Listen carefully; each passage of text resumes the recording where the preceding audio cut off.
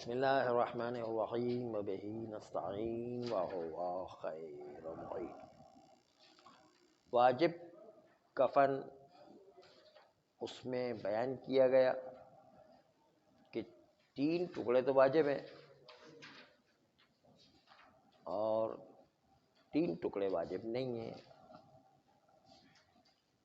واجب کو تو اصل میت کے مال سے لیے جا سکتے ہیں، لیکن مستحب ٹکڑے جو ہے میت کے مال سے نہیں لیے جا سکتے ہیں۔ اگر میت نے 3 قسم کی وصیتیں کی ہیں تو پھر میت کے اصل مال سے لیا جا سکتا ہے۔ اگر میت نے کہا ہے کہ میرے ثلث مال سے میرے مستحب کفن کو بھی انجام دیجیے گا، تو پھر ثلث مال اس مستحب کفن میں خرچ کیا جا سکتا۔ اصل مال سے کفن کے مستحب کے پیسے میت کے اصل مال سے لیے جا سکتے ہیں۔ دوسری وصیت یہ ہے کہ میرا پیسہ ثلث رقم میرے اوپر خود خرچ کیجیے گا۔ اس میں کفن کو مقرر نہیں کیا، کوئی بھی ثلث رقم میرے اوپر خرچ کیجیے گا، چاہے وہ کفن ہو چاہے غیر کفن ہو، میرے اوپر خرچ کیجیے گا۔ اس میں کفن بھی شامل ہو جاتا ہے۔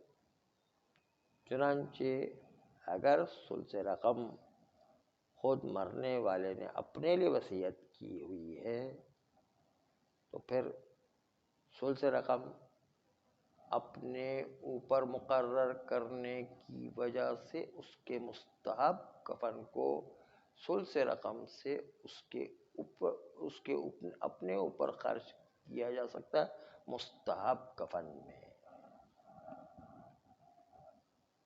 تیسرا طریقہ وصیت کا یہ ہے کہ اپنے ثلث مال کو بعض کفن کے مستحبات میں وصیت کیے۔ سارے مستحبات کا ذکر نہیں کیا، کچھ مستحبات کا ذکر کیا مرنے والے نے کہ یہ چیزیں میرے کفن میں مقرر کیجیے گا، چاہے وہ کفن کے علاوہ بھی کچھ چیزیں مستحب جو کفن میں ہیں ان کو مقرر کر کے جاتا ہے، جو عام طور پر عرف میں رائج نہیں ہے، اس کے علاوہ مستحب کام بیان کیے تو وہ بھی کچھ کام مقرر کیے مستحبات میں سے تو بھی مرنے والے کے ثلث مال سے خرچ کیے جا سکتے ہیں۔ مثلا کہو کہ میرے کفن پر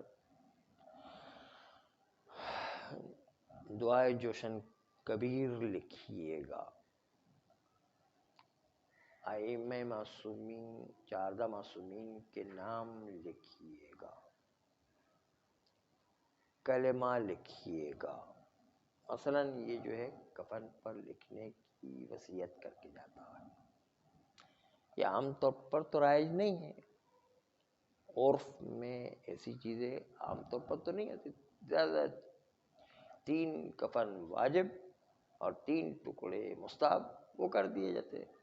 عام طور پر یہ رائج نہیں کہ جوشن کبیر کفن کے اوپر لکھوایا جائے یا 14 معصومین کے نام لکھوائے جائیں یا کلمہ لکھوایا جائے، یہ رائج نہیں ہے، لیکن پھر بھی وہ وصیت کر کے جاتا ہے، اچھی بات ہے۔ اور یا وہ وصیت کرتا ہے کہ میرے منہ میں عقیق کی انگوٹھی رکھیے گا، مستحب ہے اس میں، یہ عام طور پر رائج نہیں، لیکن پھر بھی جو ہے وہ کام کیا جاتا ہے، تو وہ عرف سے بڑھ کر کے بھی ہو تو کچھ چیزیں اس نے اپنے مستحبات میں مقرر کیے اور ایک ثلث رقم میں سے ہے تو اصل مرنے والے کے مال سے دیا جا سکتا ہے۔ یا خاک شفا میرے وہ کفن میں شامل کیجیے گا مثلا، تو یہ کچھ ایسے مستحبات ہیں جو رائج نہ ہونے کے باوجود اگر رکھے جاتے ہیں، یا 2 لکڑیاں میرے ہاتھوں کے نیچے رکھیے گا. گیلی لکڑی کہ جو گیلی لکڑی عام طور پر نہیں بھی رکھی جاتی ہے لیکن اسے وصیت کی ہے. جو مستحبات میں سے کہ 2 جو ہے لکڑیاں دو ہاتھوں کے نیچے، کندھوں کے نیچے رکھی جائے تو مستحبات میں سے یہ، اور یہ وصیت کر کے جاتا ہے جو ان چیزوں میں سے نہیں جو عرف میں رائج ہے. عرف میں رائج نہیں، اس کے باوجود رکھنے کی وصیت کر لی تو بس ٹھیک ہے، رکھا جائے گا. یا 40 مومنین کے نام لکھ کر کفن پر جو ہے وہ کفن دیجیے گا کہ تصدیق کریں کہ میں جو ہے جنتی انسان ہوں یا عادل انسان ہوں. کوئی گواہی جو ہوتی ہے عام طور پر مومن ہونے کی گواہی لی جاتی ہے، تو اس طرح کی گواہی دے کر کے جو ہے وہ مستحبات میں سے کہ 40 مومنین کی گواہی لی جائے کہ مومن ہے مثلا. تو عرف میں یہ چیزیں رائج نہیں ہیں لیکن مستحبات میں سے ہے. اگر اس میں پیسہ لگتا ہے جو مستحبات میں سے ہے، تو اگر کسی چیز کو مقرر کیا گیا جو عرف میں رائج نہیں لیکن پھر بھی 1/3 مال میں سے مرنے والے کے ان معین شدہ چیزوں کو خرچ کرنے کی چونکہ اجازت ملی ہوئی اور میت نے وصیت کی ہوئی 1/3 تک اس میں سے خرچ کیا جا سکتا ہے. تو یہ 3 قسم کی وصیت، 3 ٹکڑے مستحب کی وصیت کرے، مطلقاً جو ہے وصیت کرے کہ 1/3 مال مجھ پر خرچ کیجیے گا. یہ کچھ مرنے والے نے اپنے کفن کے لیے خاص چیزوں کی وصیت کی ہے کہ جو عرف میں رائج نہیں ہے لیکن چونکہ 1/3 تک اس کی وصیت اور مستحب کام بھی ہے تو اس کو خرچ کیا جا سکتا ہے.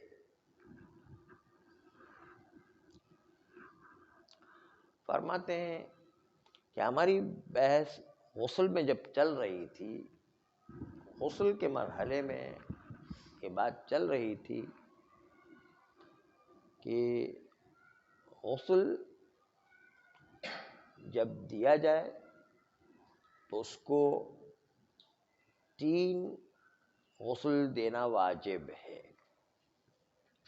پہلے بیری کا غسل، دوسرا کافور کا غسل اور تیسرا خالص پانی کا غسل. اگر بیری اور کافور نہیں مل پا رہا یا غصب کرنا پڑتا ہے، چوری کرنا پڑتا ہے، تو پھر بھی شرعاً استعمال کرنے کی اجازت نہیں ہے. مل رہا ہے لیکن چوری کرنا پڑے گا تو وہ تو استعمال نہیں کر سکتے. غصبی مال کو جو ہے کفن کے کام میں یا غسل کے کام میں استعمال نہیں کر سکتے. تو یہ دونوں منع ہو گئے، یا تو مل ہی نہیں رہا ہے یا مل رہا ہے لیکن غصبی ہے، چوری کا ہے، تو پھر وہ استعمال نہیں کر سکتے. تو ایسی صورت میں احتیاط واجب ہے کہ اس بیری کے پانی کے بجائے خالص مطلق پانی سے غسل دیا جائے.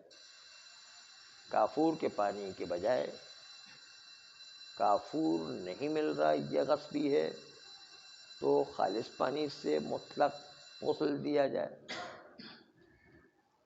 یا یہ کہ اس دونوں کے نہ ملنے کی صورت میں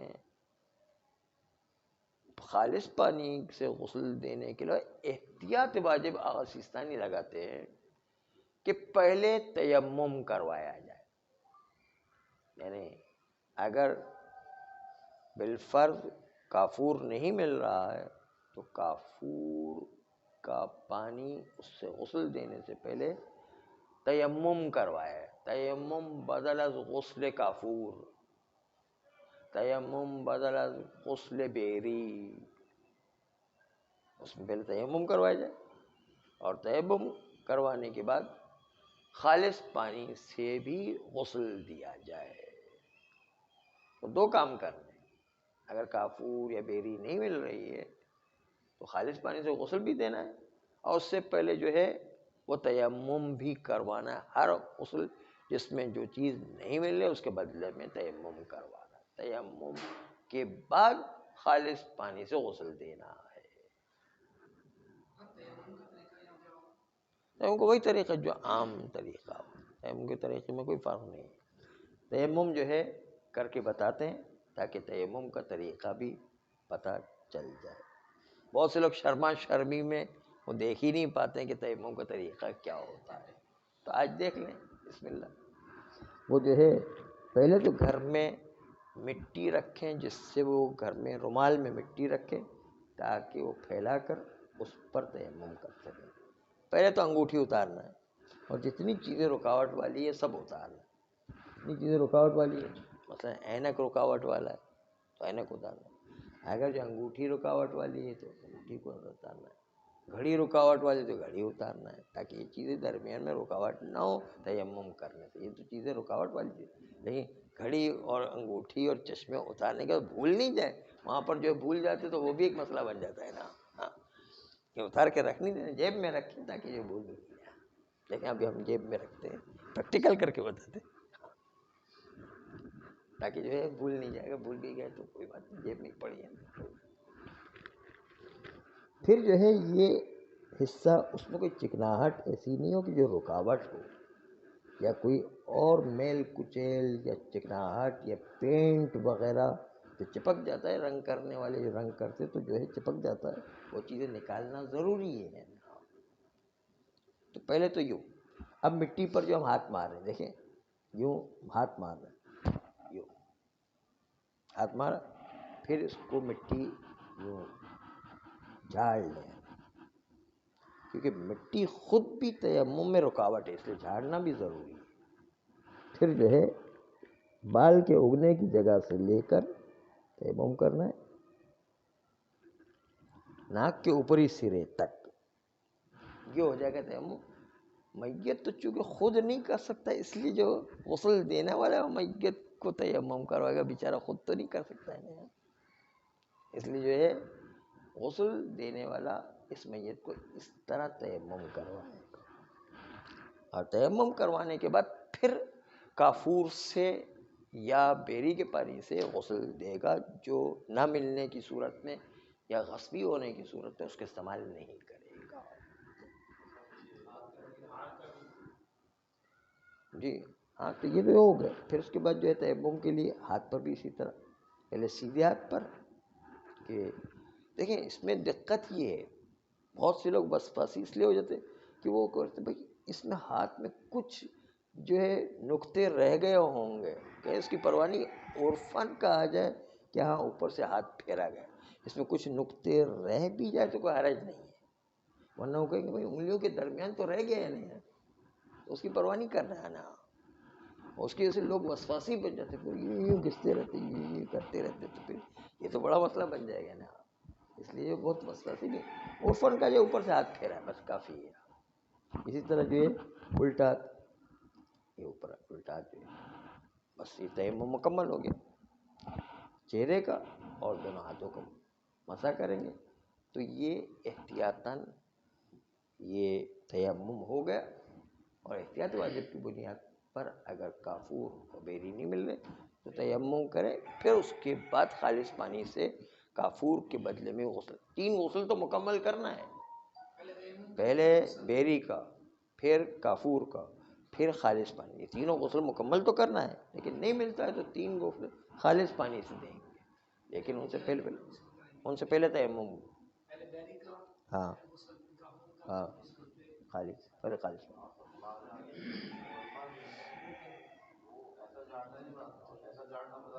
ہاں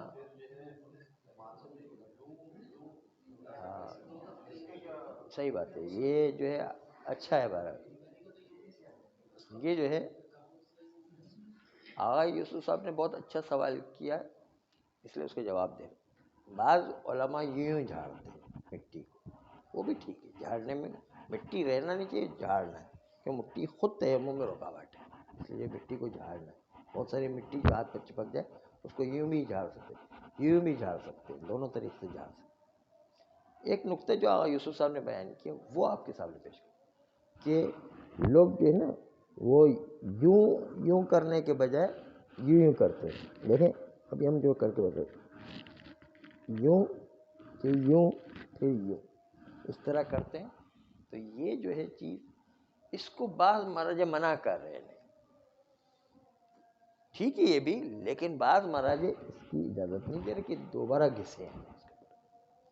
اس لیے ہم نے جو ایک طریقہ رکھا کہ دوبارہ گھسنے کی ضرورت ہی نہیں، یہ جو ہے یوں کر کے سب آ جائے گا. پہلے جو ہے باہر لے جائیں پھر اندر لے جائیں، بس یہ گھسنے کی ضرورت نہیں. اس طریقے کو جو پرانا طریقہ تھا اس میں تھوڑا سا مراجع اشکال کر رہے ہیں، اس لیے ہم نے وہ طریقہ آپ کے سامنے نہیں پیش کیا ہے. ہاں یعنی یوں تھوڑا سا باہر کی طرف پھر یوں ملا دیں.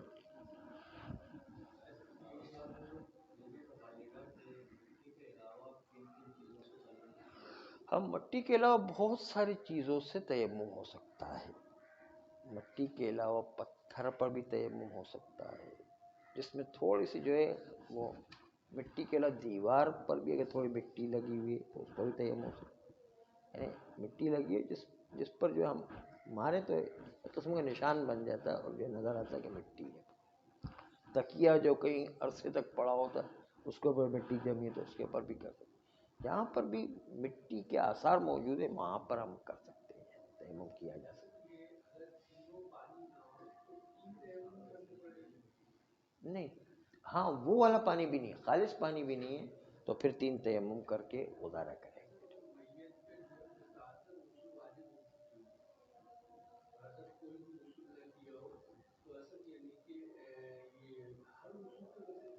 ہاں نہیں، ہر غسل میں ایک غسل تمام غسل سے کافی ہوا کرتا ہے، اس لیے ایک تیمم باقی تمام تیمم سے کافی ہے. ایک تیمم میں کافی ہے، اس لیے کہ تداخل ہوتا ہے اس میں، غسل کے اندر تداخل کا قانون چلتا ہے. ایک غسل کسی پر ہم نے کہا نا کہ 20 غسل آ گئے تو 20 غسل کے باوجود ایک غسل کرے گا، اس 20 غسل سے بھی کفایت کرے گا، چاہے وہ ایک ہی کی نیت کرے لیکن 20 کی 20 غسل سب کی غسل نیت کرنا بھی ضروری نہیں، لیکن خود بخود وہ غسل اتر جائیں گے. جو بڑا غسل اس کی نیت کرے تو باقی چھوٹے غسل خود بخود ہی اتر جائے گے.